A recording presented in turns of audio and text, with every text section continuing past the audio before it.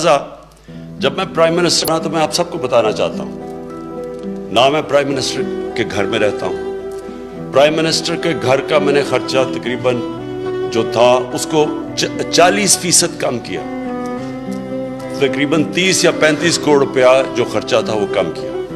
जो prime minister office था, जो प्राइम मिनिस्टर ऑफिस है हमारा, इसमें से हमने 35 करोड़ रुपया कम किया, खर्चा कम किया, जबकि महंगाई का दौर है। अपने घर में रहता हूं, अपना खर्चा देता हूं, जो तनख्वाह मिलती है उससे मेरे घर के खर्चे पूरे नहीं होते। लेकिन क्योंकि हमारे मुल्क का मुश्किल वक्त है, सारे खर्चे अपने घर के खुद, कोई कैंप ऑफिस नहीं। अगर कोई एक सड़क बनानी थी तो अपने पैसे से बनाई, कोई मैं अपनी फैक्ट्रियां नहीं बना रहा, कोई अपनी बिजनेस ही कर रहा, कोई रिश्तेदारों को फायदा नहीं करवा रहा कि वो भी फैक्ट्रियां बनाए। जो बाहर गया, मैं पाकिस्तान से बाहर खर्चा मेरा 10 गुना कम खर्चों पे जो पिछले प्राइम मिनिस्टर बाहर खर्चा करते तो उससे मैंने कम किया। अभी भी मैं जा रहा हूं, अभी भी जब डेवोस जाऊंगा तो जो मैं खर्चा कर रहा हूं सारे खर्चे उठा के देखें, कम से कम 10 गुना कम खर्चे पे मैं बाहर जा रहा हूं। मैं सिर्फ ये कह रहा हूं कि अपने से शुरू कर रहा हूं कि एक मुल्क में टैक्स का एहसास हो कि इस हमारे मुल्क में गुर्बत है। ये जो टैक्स का पैसा है ये हमने इनके लिए रखा हुआ है, ये हमारी शौना शौकत में नहीं पैसा खर्च होना चाहिए। यानी हमें भी, मैं भी जब इस मुल्क में अभी पॉलिटिक्स में नहीं भी आया था तो मुझे बड़ा बुरा लगता था कि एक मुल्क कर्जे ले रहा है, लेकिन उनके हुक्मरान इस तरह इस मुल्क के टैक्स के पैसे को ऐसे खर्च कर रहे हैं जैसे कि यहां तेल की नहरें बह रही हैं। कायदे आजम एक एक रुपया अवाम का देख के खर्च करते थे, लेकिन अपने पैसे से बादशाह की तरह रहते थे। जब लंदन में वो रहते थे, हैम्पस्टेड हीथ सबसे महंगा इलाके में उनका घर था।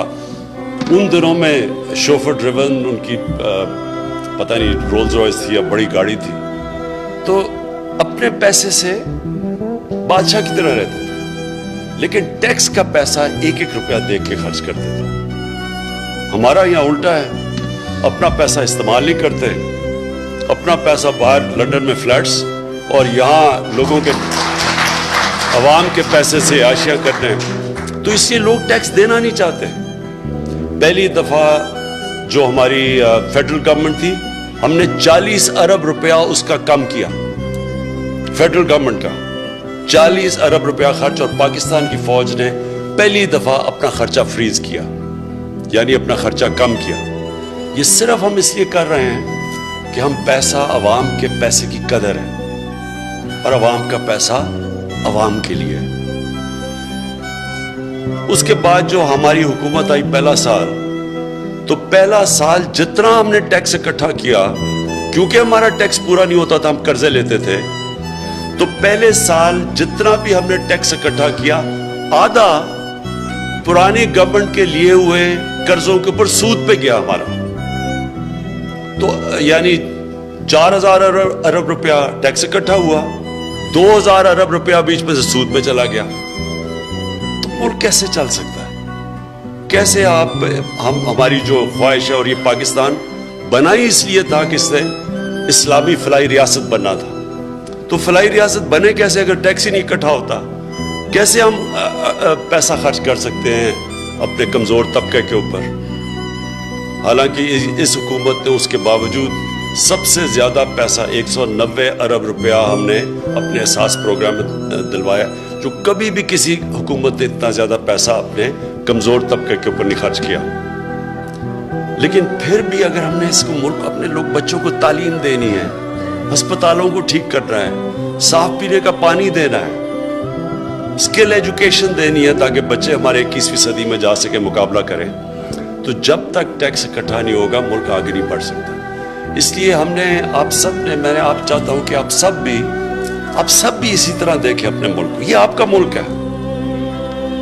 जब तक हम अपने पैर पे नहीं खड़े होंगे, हरे पासपोर्ट की इज्जत नहीं होने लगी। मैं बाहर जाता हूं दौरों पे, जब भी जिस मुल्क में भी गया हूं तो उनको सबको, आज तो कंप्यूटर एज है, सारों को पता होता है पाकिस्तान के माशी हालात कैसे हैं। आप अपने टेलीफोन पे पाकिस्तान का करंट अकाउंट डेफिसिट पता चलवा लें तो पता चल जाएगा कितना हमारे ऊपर कर्जा चढ़ा हुआ है। तो जब आप मकरूज होते हैं और आप जब लोगों से कर्जे लेते हैं तो फिर जो हमारी आज़ादी होती है, आज़ाद फॉरेन पॉलिसी होती है, वो मुतासिर होती है उससे।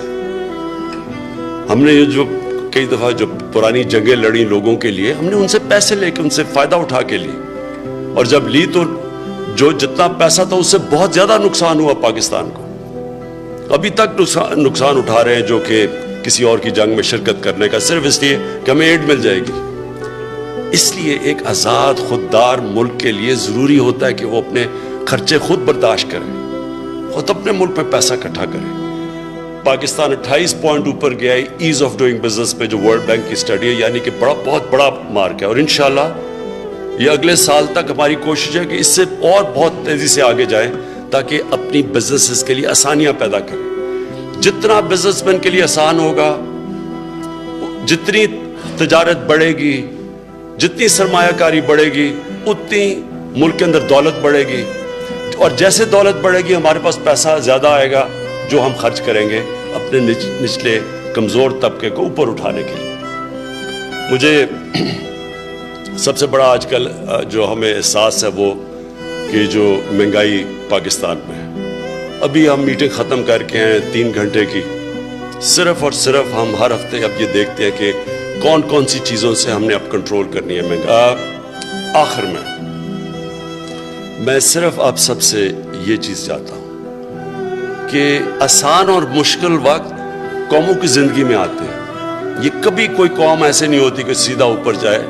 यानी मलेशिया कहाँ से कहाँ था, जब महातिर मोहम्मद था तो मलेशिया का 500 डॉलर पर कैपिटा से मलेशिया पहुंचा $9,000 पर कैपिटा।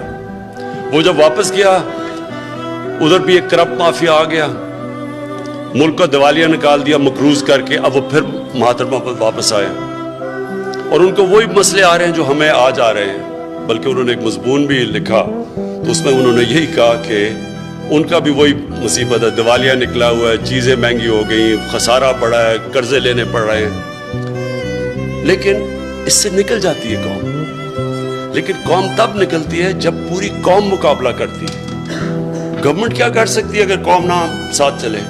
अगर आप सारे हमारे साथ नहीं मिलके हम ये टैक्स नहीं इकट्ठा करेंगे तो सारी कौम ही नीचे चली जाएगी। ये तो नहीं होगा कि एक कौम के अंदर एक छोटा सा तबका ऊपर जाए, आखिर में सबको नुकसान होता है उस चीज का। और फिर जो खुददार कौम होती है उसकी दुनिया में इज्जत होती है। जब आप अपने पैर पे एक खुददार कौम खड़ी होती है दुनिया उसकी इज्जत करती है। एक मकरूज कौम को मुश्किल पड़ती है अपने पासपोर्ट की इज्जत करवानी। तो हम सब के लिए ये कि हम सब इस पे शामिल हों। मैं ताजरों आपको खास तौर पे कहता हूँ कि देखिए, आप में से कई लोग पुराने आते पड़ी होगी, लेकिन ये हम तब्दीली लेके आ रहे हैं, कोशिश कर रहे हैं आपका पैसा आप पे खर्च हो, खर्चे कम कर रहे हैं हुकूमत के। सिर्फ मकसद ये कि मैं अपने ऊपर पैसे ना खर्च करूँ, आपके ऊपर पैसे खर्च करूँ, अवाम पे करूँ, निचले गरीब तबका जो खास तौर पे पिसा हुआ है, जो आजकल मुश्किल वक्त में उनके ऊपर करें। तो उसके लिए आपने सबने मेरी मदद करनी है। लेकिन हम सारे कोशिश कर रहे हैं और कोशिश कर रहे हैं अपने मुल्क के लिए। और मैं सिर्फ आपसे आखिर में ये कहूँगा कि आप हमारी पार्टनर बने। जो मुश्किलात हैं आपकी, हम सब होंगे आपके लिए, आपकी मुश्किलात हल करने के लिए। हर चीज़ में जो भी आपको रुकावटें आएंगी, इंशाल्लाह ये पहला कदम है। आगे और आपकी मुसलसल आपकी रुकावटें हम हटाते